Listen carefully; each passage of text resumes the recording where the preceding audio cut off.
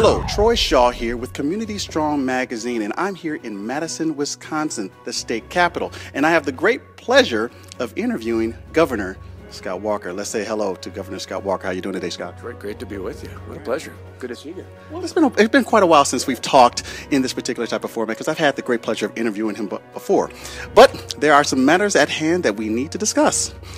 Okay, for the most part, Scott, how are you feeling? How are you doing? Well, it's good. Going into the holiday season, elections are over. My election was over earlier this year, but all the elections are over. It gives us a good opportunity, a new start, fresh start going into 2013, and we're feeling pretty good. We're not without challenges like any state across the country, but we're a lot better off than we were 2 years ago. The economy's better, the budget's better. Going into the holiday season, it feels pretty good.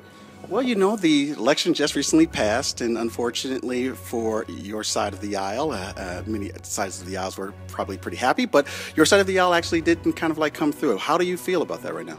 Well, it's an interesting mix. Wisconsin's a very independent state. You had a Democrat carried the state for President Obama. You had a Democrat win statewide for United States Senate, Tammy Baldwin. But Republicans got the majority back in the state Senate by a couple votes, and Republicans already have a majority in the state Assembly, went up to 60 votes. So people ask me all the time, particularly outside of the state, how can that happen? How can it go Republican on state elections and Democrat on national elections?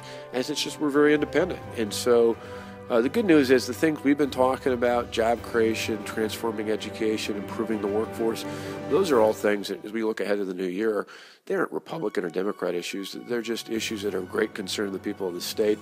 And so regardless of what's happening in Washington, we're going to stay focused on moving the state forward. Well, speaking about issues, if you will, and specifically the issues of jobs, one of your promises in your in the first time that you were elected here, 250,000 jobs. How does it look right about now?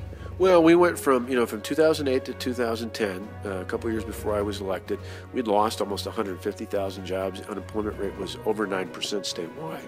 We're now below 7% unemployment. We've added about 30,000 new jobs, but we're still not on the kind of pace we'd like to get to 250,000 by 2015. But my sense is now that things have quieted down, I think the recall had an effect last year in terms of creating a lot of uncertainty.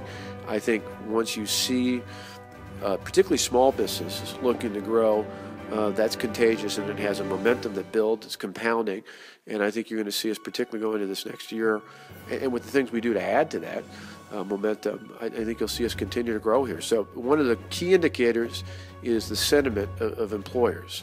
2 years ago when I was first running for governor, Statewide Chamber of Commerce did a survey.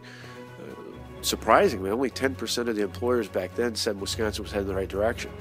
Same survey conducted this year in 2012, and 94% now say we're heading in the right direction. So that's a key indicator out there as to do businesses feel like things are heading in the right direction. If they do, other factors obviously play into where their finances are at, where their profits are at. But part of it's just a gut reaction from the CEO on down. How do they feel about the future of that state? How do they feel about the future of the economy? And that has dramatically improved in the last 2 years, and hopefully we'll see that producing more jobs in 2013.